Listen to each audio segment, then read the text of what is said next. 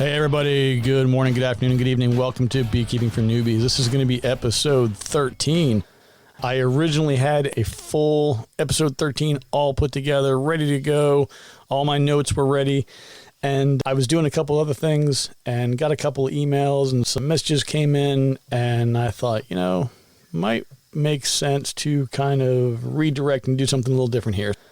First thing I want to say is I'm broadcasting live right now from the van down by the river. I'm actually in my RV right now at the apiary doing some work down here.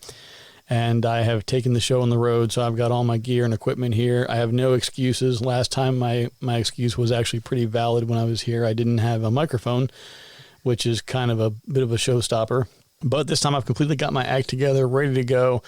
And I am absolutely exhausted. I'm completely smoked. I've been working all day today, but I really, really want to get this out because there's so much on my mind and a lot of things I'm seeing, doing, experiencing, and I just want to pass it on to everybody and talk about several things. So first off, there is some kind of a bird here outside. I don't know what's going on. It's about almost 11 o'clock at night, and you're probably hearing him in the background. So it's just, I had to get this done now because it's supposed to be in the 90s tomorrow, I think. And if I turn on the generator to have AC and everything, you won't hear anything over the air conditioner. Anyway, moving on here. So the first thing I wanted to talk about is I wanted to thank everybody from the bottom of my heart for all of the reviews. I really didn't even look for reviews. I was just kind of putting things out there and just having fun with it. And I got an email from one of these companies that's trying to sell me on a service they offer. And it had a link in there to some of the reviews, and I started reading them. And so I was really, really happy to see the feedback, and thank you very, very much. So it's really cool to know that the messaging is getting out there and it's resonating with people, and hopefully they're getting some value from it. So that's pretty awesome. For me, this whole podcast it's kind of a little bit outside of my swim lane. I'm not an AV guy, really. It's just not my skill set. The only person I've ever known in my life who knew anything about particularly audio was my granddad. He used to own a business that he started back in the 50s, and he used to put a lot of sound systems out. If there was a outdoor event going on of some sort, or maybe like a county fair or anything that needed sound, audio, then they kind of branched out into decorating. He started doing Christmas decorations in shopping centers and things, and then they started doing a lot of other work. But they actually decorated Memorial Stadium where the Baltimore Orioles used to play years ago. They decorated that. I think it was like the 80 or 81 World Series. You can see the banners that they decorated there. But yeah, they had a lot of cool things going on. But he's the only person I knew who really knew AV pretty well. And it's one of those things where you look back in life and you kind of regret maybe not paying attention as much, because he had all this stuff down in his basement, like all this speakers and sound mixers and different things. And the only thing I honestly remember is he had this high-speed dubber, and I could just bring in a bunch of blanks and my cassettes and be like, hey, Grandpa, would you mind making copies? And, anybody who grew up like in the 70s, 80s, 90s kind of time frame, probably more 70s and 80s, I guess, what it's like when you had to like put a cassette in and press play and have the other, if you were lucky enough to have a dual-headed dual cassette, you had to push the play on the one and push record on the other and then play it all the way through before you actually had a copy. So the one that my granddad had, he just dropped them both in, switch it over to high-speed dub, and like 10 or 15 seconds you're done. So that was pretty cool. Anyway, little sidebar there. But the other thing I wanted to talk about too is listener emails. I get a lot of emails, and originally when the messages were coming in, I would just respond back and say, hey, yeah, try this, or give that a shot, or just make a couple suggestions, and that was about it. But the volume of them is actually increasing quite a bit, and they're really good questions. I'm not getting silly, off the wall, weird things. Like everything is legitimate, good questions that I'm getting. So by all means, please keep sending them, because I'm having a lot of fun, with that. But what I want to do is I want to start making sure that probably almost like every time I do a podcast now, I just want to go ahead and put out the questions that I'm getting from people so that we can kind of review things together. Because I've said this before, I think anybody who remembers back in school when they would tell you, if you have a question, there's probably 5 or 10 other people in the classroom that have the same question or whatever. But I really, honestly, I love the questions. Please keep them coming in. And I'm going to put these out there every time there's a discussion, so I can say, hey, I was talking to somebody in, whatever state. This is what they're experiencing. This is kind of the challenge they're up against. And then, we'll kind of talk through it. Definitely welcome your feedback there. If you are listening and you're like, yeah, I don't care, don't want anything to do with it, I just want the facts. Maybe I block out some dedicated episodes just for some Q&A, right? We'll figure out whatever makes sense. So now we'll go ahead and jump into a couple of updates here. Let's see. I guess I'll tell a random story. This is kind of a cool way to start things. I was on my way to the apiary yesterday, and I pulled into a gas station. I had some gas cans because I knew I was going to be in the RV. I needed some extra gas to run the generator. And I also wanted to make sure I had plenty of gas for my sawmill, because I've got I got a lot of lumber I need to mill in preparation for building hive bodies next spring. So I pulled in, I think I had 3 5-gallon cans, and I'm towing my trailer with my Kubota tractor. And a gentleman walks up and he says, hey, are you local? And I'm thinking to myself, okay, what's going on? Was the guy trying to sell me something? Like, what, does he know me? He didn't look familiar, but he also didn't look threatening. He didn't look like he was shady or anything. So I was like, yeah, I'm local here. Why do you ask? And he says, well, hey, listen, I see you got this tractor, that you're bringing. And as soon as I hear that, I'm thinking to myself, like, oh no, this is not going to be good. But I'm open-minded, and I said, uh-huh. And he says, well, yeah, my father-in-law, his horse just died, and he doesn't, have equipment that he can dig with, and he's trying to find people, and I mean, he's willing to pay. He just doesn't have anybody who can come out and help him get this horse buried. Now, when he said father-in-law, and I saw the age of this guy, I kind of had this mindset. I was thinking this guy's probably around 70 years old or so. So I tell the guy, I'm like, look, give me his number. I'll give him a ring tomorrow. We'll figure something out. So I wake up this morning, I give the guy a ring, and I just say, hey, I bumped into your son-in-law. So, talk to me. What do you got? What's going on? And I couldn't charge the guy. He asked me, he says, how much are you going to charge me for this to help dig this hole for his horse? And I thought about my granddad was in the Army years ago, and he was in China, Burma, and India during World War II, and he was a veterinarian. He took care of the horses, mules, donkeys, everything. If it had 4 legs and was walking, it was his. And, my dad grew up and had horses around the house, and there's something about a horse, man. They got that big, those eyes are just so big, and you just look at them and you just feel like there's something there that is smart, and it's engaging you, and it's looking at you. I don't know. There's just something about horses. I don't know what it is, but I couldn't charge the guy. I said, no, let me just come out there and help you out, give you a hand. And so that was my morning. I went over, I took my mini excavator over, and we were able to get the old boy in the ground, and he was 33 years old, I think the gentleman said. So it was nice to be a part of that and help out with that. Kind of a weird way of getting there, but it was kind of a cool thing. The next thing I'll jump into here is my other drama for today. So first off, I want to go on record as saying that the FedEx freight people were actually really, really good. I'm completely open to criticizing a company that's not doing the right thing, but the FedEx freight guys were super cool today. I got a call.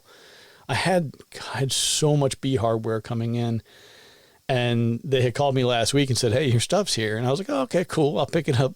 I'll pick it up next week. And I forgot about it with the horse thing. I completely forgot. So the young lady over at FedEx Freight calls today and says, hey, when are you going to get your stuff? And I was like, oh crap. I didn't even remember that at all. And so now I'm trying to, hustle and figure that out. And she says, well, just so you know, I mean, we'll hold it for you. We're not going to leave you hanging, but it's usually a 72-hour thing. Like we don't really hold things longer than that. So I was like, oh crap. So I get the horse thing wrapped up, bring my excavator back to the property, and I head to the FedEx facility. And what I thought I was getting from Man Lake, according to the FedEx person I spoke with a week ago or whatever, was 6 pallets. What Man Lake sent me was definitely 6 pallets, but they were like 8 or 9 feet tall and they were massive. And I really, really did not have the ability with the trailer I had to get all that gear. So long story short, I made multi-hour trips. I guess round trip, it's about an hour and 50 minutes or whatever. So I did 2 trips, got a ton of stuff in. So over the next week, I'm building a lot of hive bodies and getting things prepped up.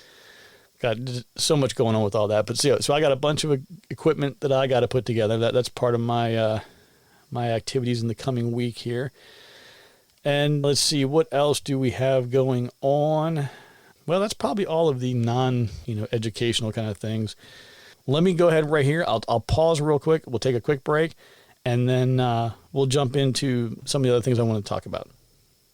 Okay, so I wanted to talk about social media.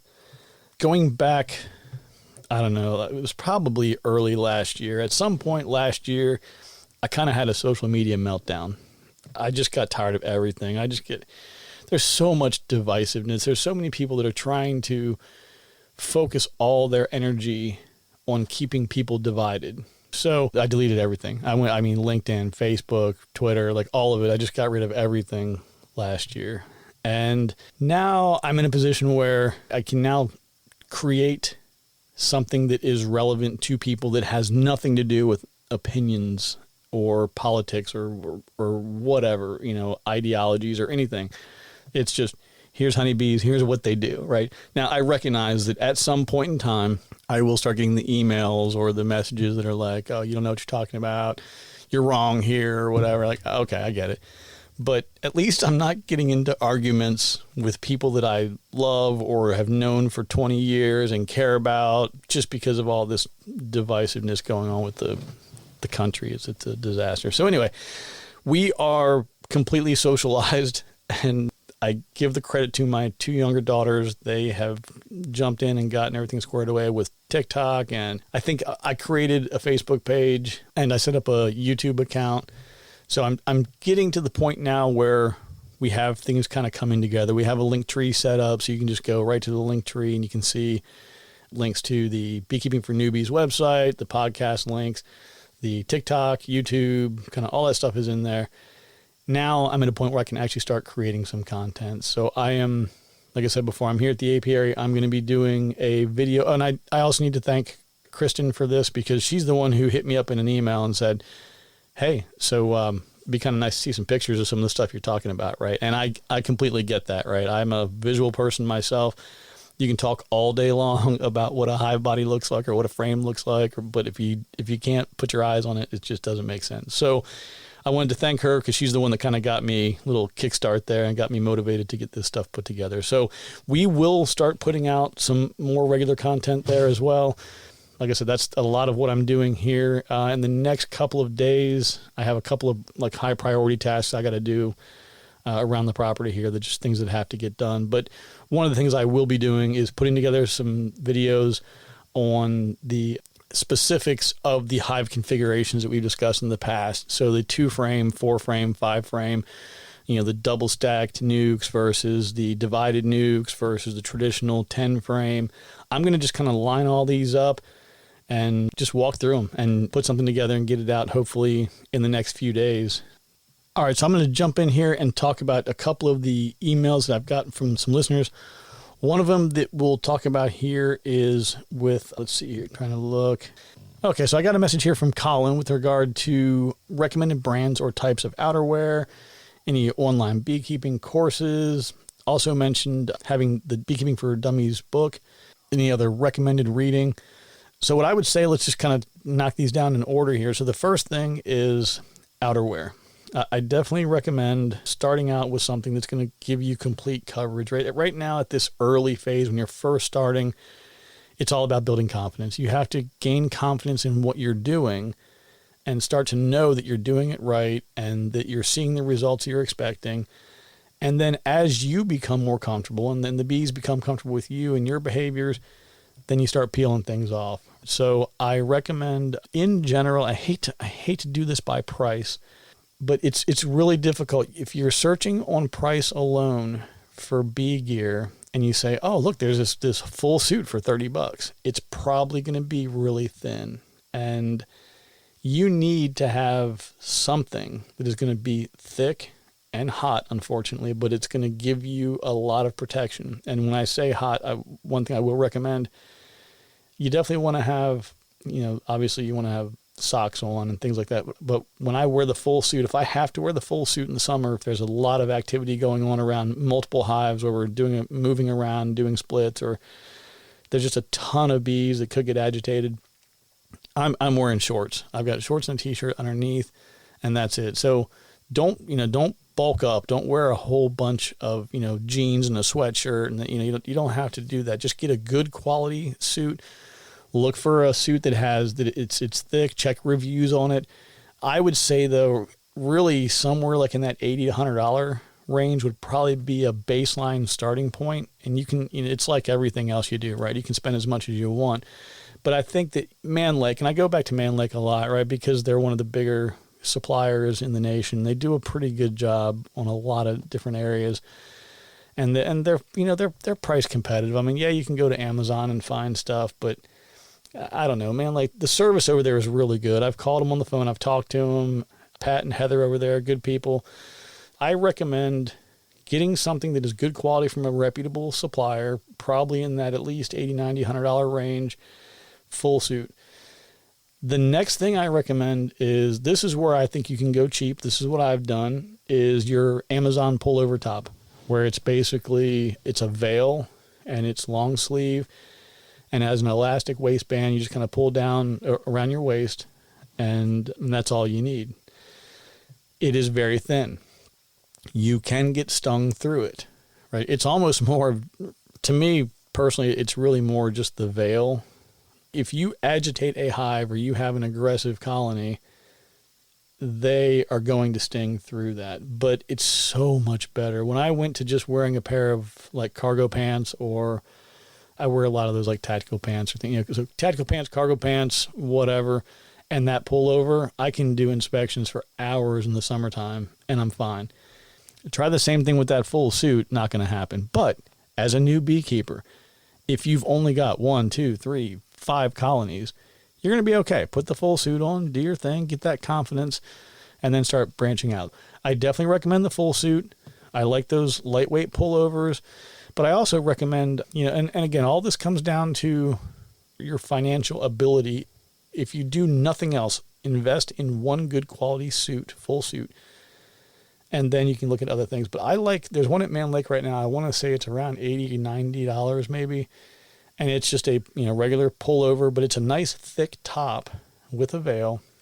And that's perfect. I'd like to have something like that for myself. I just don't have it yet. So I'm still using, I think it's $18 or $19 on Amazon. That's what I use 90+% of the time. And it's working fine for me. Now, when I'm getting into the real heavy activities that involve a lot of bees, a lot of movement, a lot of vibration and things banging around, then I go to the full suit. And the full suit that I use is one that I bought from Man Lake. The next part of Colin's question is courses.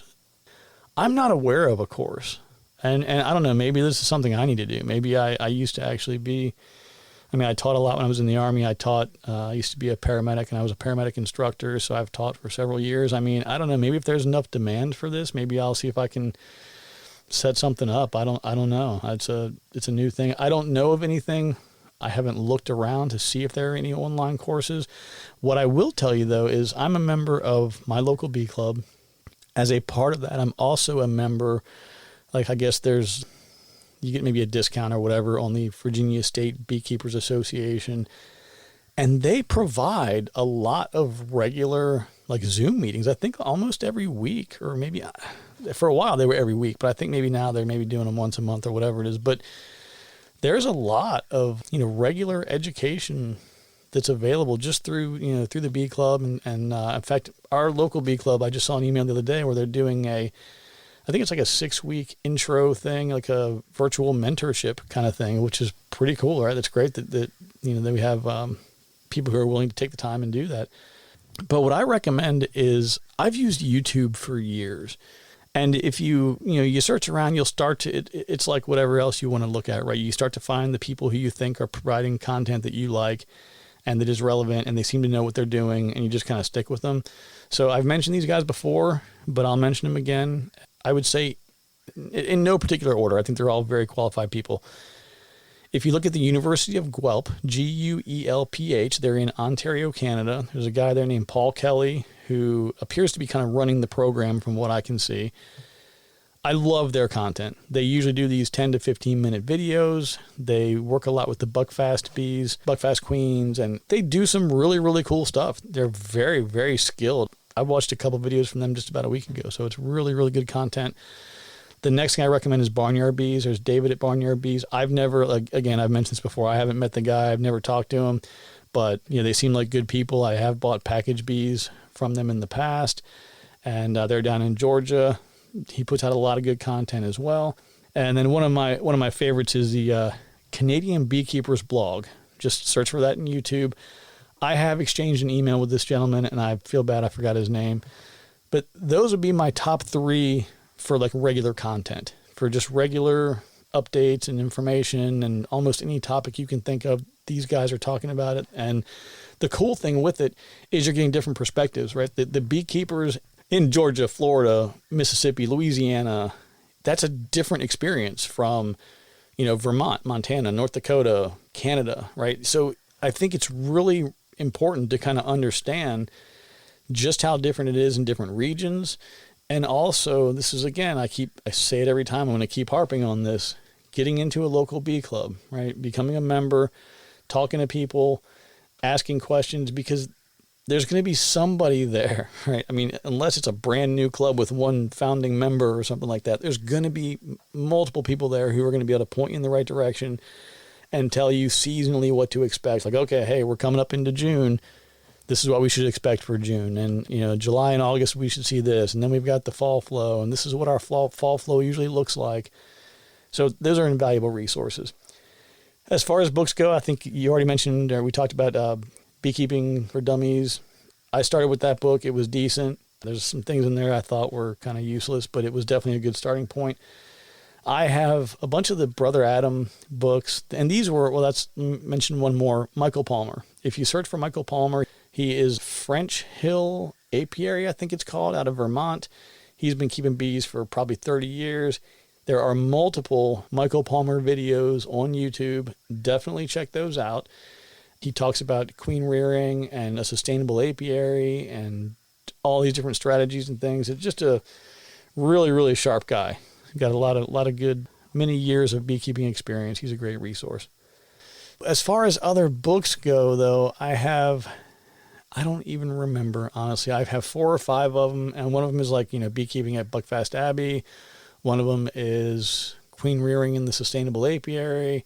What I will do is I will track these books down. I know they're actually sitting on my nightstand because I used to climb into bed and I would try to read, a few minutes when I was getting ready for this was like kind of like my preseason, right? When it was like January, February, like a couple years ago, I was getting all amped up and excited, and I'd, pull my book out, start reading before bedtime to kind of get myself in the zone for the spring. So I will track these down and I'll put them somewhere.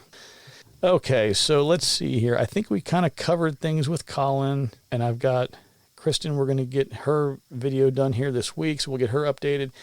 And there is one more with Zach. Zach has 2 colonies. There's a couple questions I probably should have asked him, and I did not. But Zach is a first-year beekeeper. He got a couple of colonies given to him by someone locally, and they're both in 10-frame deeps. It's so funny. I can hear this bird while I'm looking up this email. I hear this bird out in the woods hollering at me. Anyway, okay, so here's the problem that was going on with Zach. So he had an inspection recently, noticed that a couple of the frames were only filled about halfway with capped brood, no larvae or eggs, and he thinks that the queen is dead. There was a second inspection done, same kind of thing, right? No signs of the queen, but he saw a queen cell. So my recommendation to him was, what I believe may have happened is, he has a colony that he inherited, so there's some things that he may not know about the colony. But it's very possible that queen may have been a few years old, it was time for her to be superseded. Or maybe there was some kind of a problem, injury, whatever the case may be. The colony may have recognized, hey, it's time for you to go. And they created a new queen. So my advice to him was, you have a queen cell.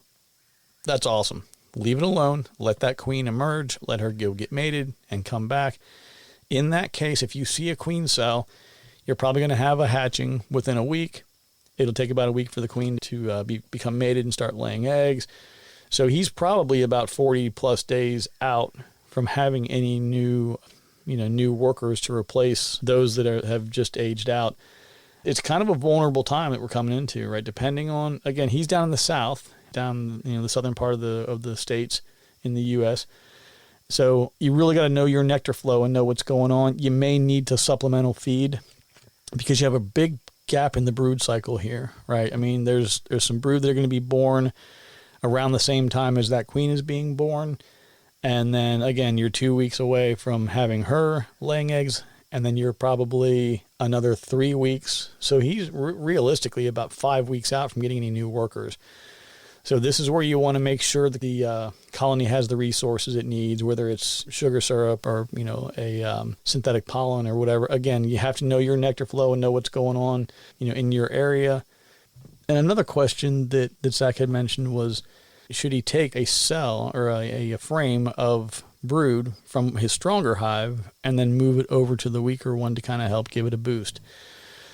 So this is kind of it's a loaded question in a lot of different ways because it's kind of like robbing Peter to pay Paul kind of thing. You have to ask yourself a lot of questions. So one of them would be, I have a weak colony. Why is the colony weak? Is the colony weak because there was some kind of catastrophic event? Is it weak because there's been really bad weather and they weren't able to get out and forage? Are they weak because they have a bad queen? Is that queen genetically inferior? And that's why the colony is weak. Do they have a disease, illness, anything that could be causing them to not be productive that is an exterior influence of some sort? So whether it be, varroa, nosema, chalk brood, anything that could be going on inside the colony. These are the kind of like the detective work that you have to do to figure out. If you take a frame, and like I said, roughly, I think we talked about it a couple weeks back, but there's that gentleman, his first name was Devin, but I mentioned it, I think it was 2 episodes ago, where he actually kind of did the math. He counted all the cells and figured out how many eggs there should be per frame. And I think it was a little over 7,000 eggs per frame. So you take a frame of brood from a really strong colony and you drop it off into a weak colony. So let's talk about what that's going to look like. The colony that is really, really strong just lost 7,000 plus brand new workers.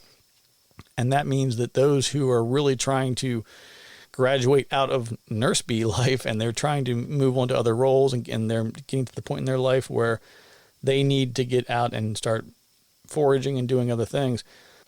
So when you take that frame of 7,000 plus bees from a strong colony, you've now eliminated all of these new workers that are going to come in, right? So the workers who are moving from their role as nurse bees, moving up into other roles and ultimately becoming foragers, you're taking a massive, massive hit on those bees because now somebody else still has to be around to tend to the brood, right? So that means they're not foraging.